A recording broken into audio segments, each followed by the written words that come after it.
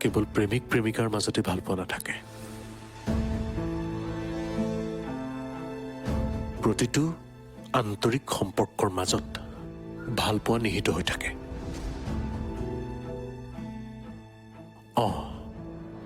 দুবৰীক মই ভাল পাওঁ তুমি কি প্ৰমাণৰ কথা কৈ আছা কেনেকৈ সকলো চকুত ধূলি দি মুখত মহানতাৰ মুখা পিন্ধি নিজৰ ঘৰ থাকোঁতেও চহৰত ভাড়া ঘৰ লৈ নিবিড় মুহূৰ্ত কটাবলৈ যায় তাৰে প্ৰমাণ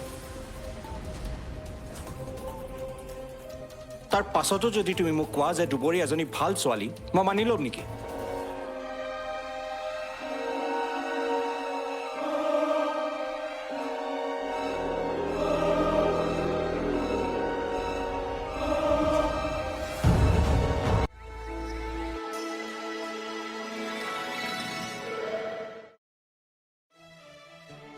দুবৰী দুবৰী আহিলা মা চাবা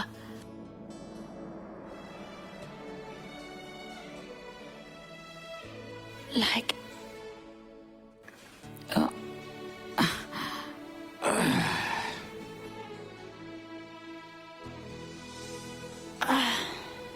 তোৰ গা ভালে আছেনে মই ভালে আছো তুমি কোৱাচোন তুমি এতিয়া কেনেকুৱা পাইছা বহুত কষ্ট পাইছা নেকি মা তোৰ কষ্টৰ তুলনাত মোৰ কষ্ট তেনে নগণ্য মোৰ গাটো ভালেই কিন্তু তোৰ আয়ুস মই টানি লৈ অহা যেন পাই মনটোতহে বৰ কষ্ট লাগি আছে তেনেকেনো কিয় কৈছা মোৰ আয়ুস তুমি কাঢ়ি লোৱা নাই দিয়া চোৱাচোন মইতো সম্পূৰ্ণ সুস্থ হৈ আছো আৰু কেইদিনমানৰ পিছত আকৌ আগৰ দৰে হৈ উঠিম সেয়া তহঁতৰ মানে এইবোৰ কথাই মই বেয়া পাওঁ আহি পেলাই পেন পেনাবলৈ লাগি গ'লি চোৱাচোন বাৰু মামা মায়ে যে কিনো কথাবোৰ কৈ থাকে এইবোৰ কথাকে কৈ কৈ হস্পিটেলত মোৰ কাণ ঘোলা কৰি দিছে ইমানকৈ বুজালো নাই লাভ নাই এনেকৈ থাকিলে কিন্তু নহ'ব দেই মা খুব সোনকালে মই তোমাক সুস্থ হৈ ঘূৰি ফুৰা দেখিব লাগিব দেখিবি তোমালোক বহা মই পানী লৈ আহোঁ যা যা ডিঙি একেবাৰে শুকাই আহিছে তই এতিয়া পানী গিলাচ দে বাকী গা পা ধুই মই চাহ বনাম যা ঠিক আছে দিয়া ৰবা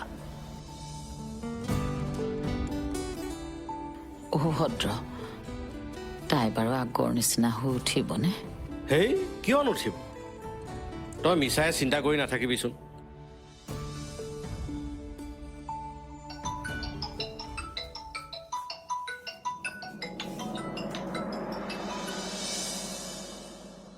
হেল্ল' তুমি ঘৰতে আছানে আছো মই মানে কথা এটা জানিবলৈ ফোন কৰিছিলোঁ কওকচোন কি কথা মা কিমান সময়ত আহিব মানে মই ভাবিছিলোঁ মই মাক হস্পিটেলৰ পৰা লৈ আহোঁগৈ নেকি নাই নালাগে মা আহি ঘৰ পালেহিয়ে মামা আছিলে নহয় হস্পিটেলতে পালেহি নেকি চৰি মোৰ ফোনটো কৰাহে দেৰি হ'ল মানে ডিউটিত ব্যস্ত হৈ আছিলোঁ যে নাই নাই একো নাই বুজি পাওঁ আপুনি এতিয়া ডিউটি কৰক ৰ'বচোন এটা কথা কি কথা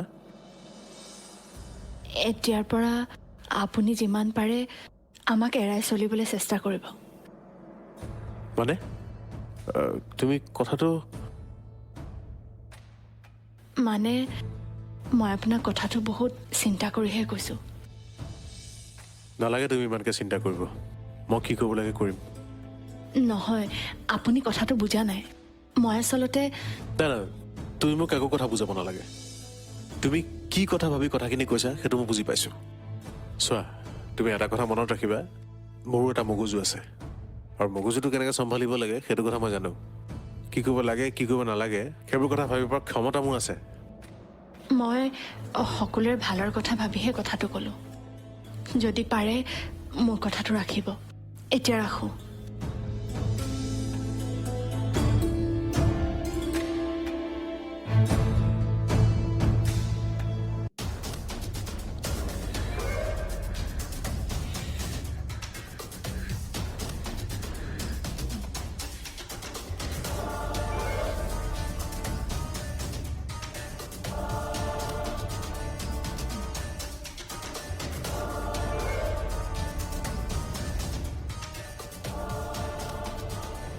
কি এইটো কেলেই লৈছিলি?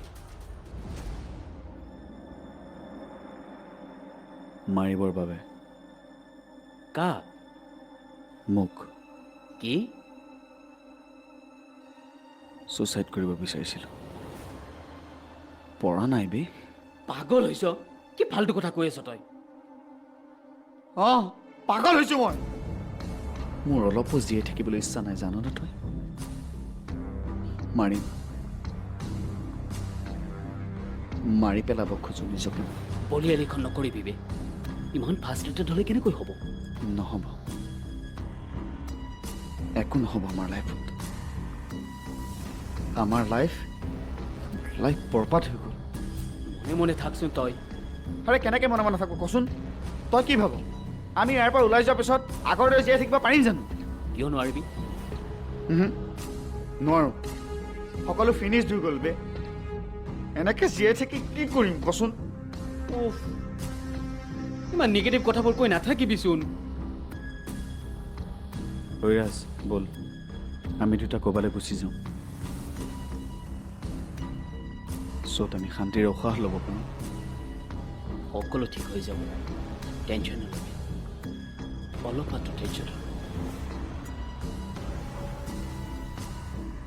আৰু শুন, এইটো যেন হাতেৰে কেতিয়াও নোচোৱা।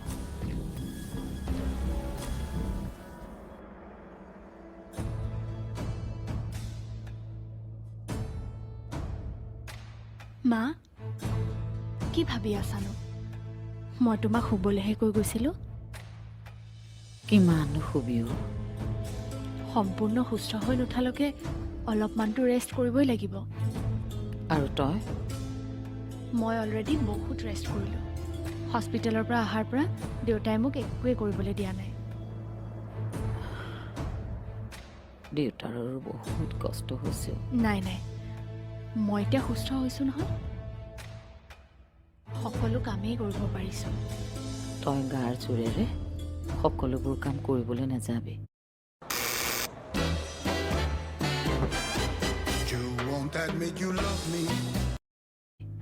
তোৰো ৰেষ্টৰ প্ৰয়োজন আছে।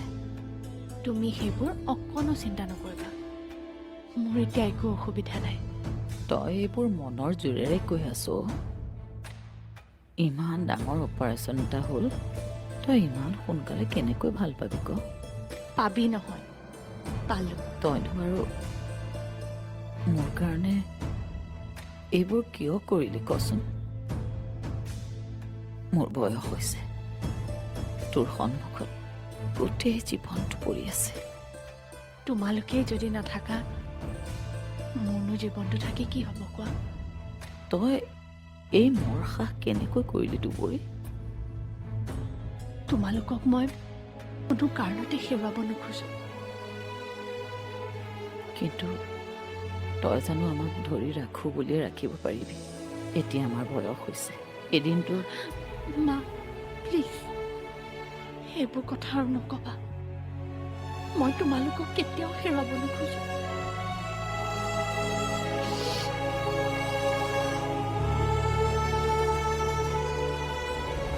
তাই সুস্থ হৈ উঠাৰ ক্ষেত্ৰত কি মোৰ কোনো কণ্ট্ৰিবিউশ্যন নাছিল?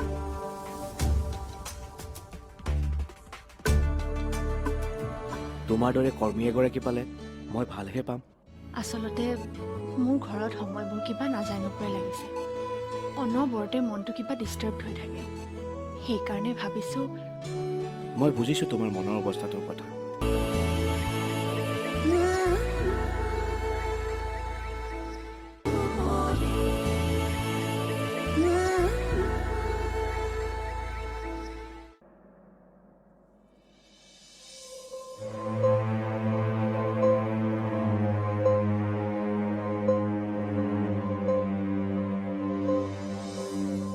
তুমি ক'ৰবালৈ যাবলৈ ওলাইছিলা নেকি? এফালে যাওঁ, কাম এটা আছে। মা, আছে ভিতৰতে। মই অনুভৱ কৰিব পাৰিছোঁ যে তুমি যে মোক কিবা সহজভাৱে ল'ব পৰা নাই। নয়নে তোমাক যি ব্যৱহাৰ কৰিলে তাৰ বাবে মই লজ্জিত, ক্ষমা বিচাৰিছোঁ তোমাৰ ওচৰত কিন্তু তুমি এটা কথা কোৱাচোন ইয়াৰ বাবে জানো মই দায়ী তোমাৰ ওচৰত মই কেতিয়াবা দুৰ্বল হৈ দেখুৱাইছোঁ নয়নাক বিয়া কৰাৰ ক্ষেত্ৰত কেৱল কি মোৰে আগ্ৰহ আছিল তাই সুস্থ হৈ উঠাৰ ক্ষেত্ৰত কি মোৰ কোনো কণ্ট্ৰিবিউশ্যন নাছিল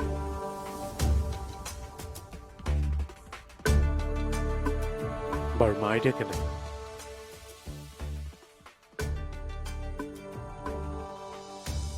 আছে ভিতৰতে আছে আপুনি যাওক মোৰ দেৰি হৈছে চোৱা তোমাৰ গাটো এতিয়াও ভালকৈ সুস্থ হৈ উঠা নাই আৰু এনেকৈ অকলে অকলে লৈ যোৱাটো ভাল কথা নহ'ব নেকি এটা কাম কৰোঁ হেৰি মই নহ'লে অকণমান আগবঢ়াই ন' থেংকছ বহুতৰ মুখত বহুত কথা শুনিছোঁ আৰু শুনাৰ ইচ্ছা নাই গতিকে চৰি ঠিক আছে যোৱা টেক কেয়াৰ ময়ো যামেই আৰু মাৰ খবৰ লৈ দুবৰী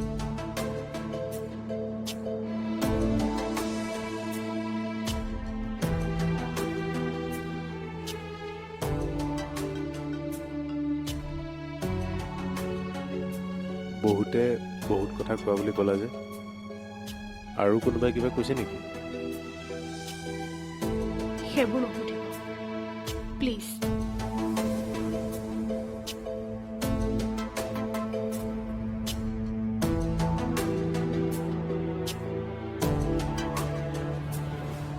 আপুনি মিছাই চিন্তা কৰিছে মোৰ বৰ্তমান বিশেষ একো অসুবিধা নাই সেয়া তুমি মনৰ বলত কৈছা ইমান এটা ডাঙৰ অপাৰেশ্যন হৈ গৈছে তোমাৰ এতিয়াই তুমি ৰেগুলাৰলি অফিচ আহিব নালাগে ঘৰত থাকিও আমাৰ কাম কৰিব পাৰিবা নাই নাই মই ইয়ালৈ আহি কাম কৰিবলৈ পালে ভালহে পাওঁ আচলতে আপোনাৰ আশ্ৰমখনৰ পৰিৱেশ আৰু ককা আইতাহঁতৰ লগত থাকিবলৈ পালে মই চাগে খুব কম সময়ৰ ভিতৰতে সম্পূৰ্ণ সুস্থ হৈ উঠিম মই বুজিছোঁ কিন্তু প্লিজ না নকৰিব আপুনি যদি পাৰে কাইলৈকে মোক কামলৈ আহিবলৈ দিয়ক যদিহে আপোনাৰ বেলেগ একো অসুবিধা নাই মোৰ অসুবিধা কি থাকিব পাৰে তোমাৰ দৰে কৰ্মী এগৰাকী পালে মই ভালহে পাম আচলতে মোৰ ঘৰত সময়বোৰ কিবা নাজানোকৈ লাগিছে অনবৰতে মনটো কিবা ডিষ্টাৰ্ব হৈ থাকে সেইকাৰণে ভাবিছোঁ মই বুজিছোঁ তোমাৰ মনৰ অৱস্থাটোৰ কথা পৃথিৱীৰ সকলো মানুহে সুখী হ'ব পাৰে বুজিছা মাত্ৰ সুখখিনি বিচাৰি উলিয়াব জানিলেই হ'ল অঁ আজি ল'ৰা এজনক লগ পাইছিলোঁ কিবা ডাঙৰ পাপ কৰিছে বোলে সি বেচেৰা এতিয়া অনুশোচনা কৰিছে ছুইচাইড কৰিব বিচাৰিছে তুমিয়ে কোৱাচোন ছুইচাইড সমস্যা এটাৰ সমাধান হ'ব পাৰে জানো কেতিয়াও নোৱাৰে ৰাইট তাকে মই তাক বুজাই থৈ আহিছোঁ পাপ কৰাটো ডাঙৰ কথা নহয় পাপৰ অনুশোচনা কৰি তাৰ প্ৰায়শ্চিত্ত কৰাটোহে ডাঙৰ কথা সমস্যা প্ৰত্যেকৰ লাইফতে থাকে কিন্তু সমস্যাৰ ওচৰত হাৰ মনাটো তাৰ লগত যুঁজিবলৈ মনত সাহস গোটাব পৰাটোহে প্ৰকৃত মানুহ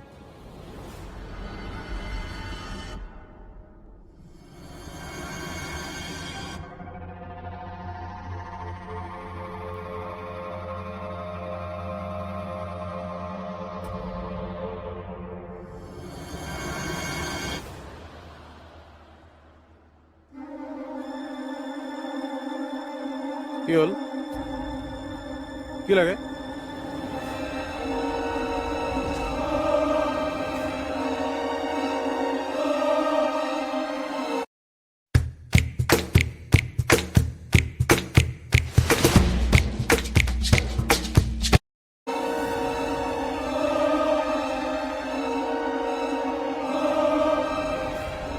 কেনেকৈ নক'বাচোন তুমি বিয়া হৈ অহা দিন ধৰি আমাৰ কাৰণে যি কৰিলা যি সহিলা তাৰ তুলনাত আমিনো তোমাৰ কাৰণে কি কৰিছোঁ কোৱাচোন ছোৱালীজনীৰ জীৱনটো ধ্বংস কৰি মোক ভগৱানে কিয় জীয়াই ৰাখিলে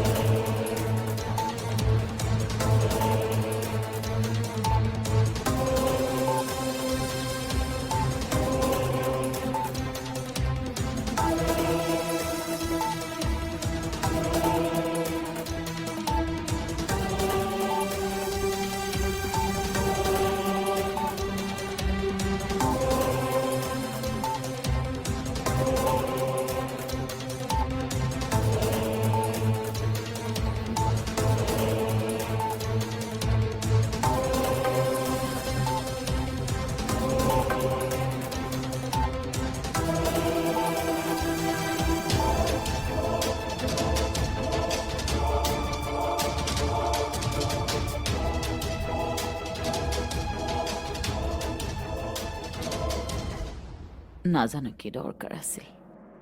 ভগৱানে একে কোবে লৈ যোৱা হ'লেই ভাল আছিল। সকলোৰে শান্তি হ'লহেঁতেন। আহা কি কথা কোৱা হে? কোনে তোমাক অশান্তিৰ কাৰণ বুলি ভাবিছে? নভবাটোৱেতো মোৰ বাবে অশান্তি। জানেনে, সকলো মোৰ লগত ব্যস্ত হৈ পৰাটো মোৰ বাবে কিমান অশান্তিকৰ। তেনেকৈ নক'বাচোন। তুমি বিয়া হৈ অহা দিন ধৰি আমাৰ কাৰণে যি কৰিলা, যি সহিলা, তাৰ তুলনাত আমিনো তোমাৰ কাৰণে কি কৰিছো কোৱাচোন? ছোৱালীজনীৰ জীৱনটো ধ্বংস কৰি মোক ভগৱানে কিয় জীয়াই ৰাখিলে? এনেকুৱা অপ্ৰয়োজনীয় কথা নক'বা। আমাক চবকে যাবলৈ পালেই মানে তুমি শান্তি পোৱা, নহয় জানো? নিজৰ জীৱনটো দি ছোৱালীজনীয়ে নিজৰ দেহৰ এটুকুৰা মঙহ দি তোমাক বচাবলৈ চেষ্টা কৰিছে। এবাৰ ভাবি চোৱাচোন, আমি কিমান সৌভাগ্যৱান যে তাইৰ দৰে এজনী ছোৱালীৰ আমি মাক দেউতাক। বুজিছো, কিন্তু মইনো থাকিম কিমান দিন? মই জীয়াই থাকোঁতে তাইৰ কিবা এটা ভাল দেখা পাম যে আশা নাই। তাইৰ নিচিনা ছোৱালী এজনী ভগৱানে কিয় ইমান কষ্ট দিছে বুজি নাই পোৱা। তাইৰ ভাল হ'ব চাবা। ভগৱানে তাইক আওকাণ কৰিব নোৱাৰে। নাজানো আৰু ভগৱানে তাইক কিমান শাস্তি দিয়ে।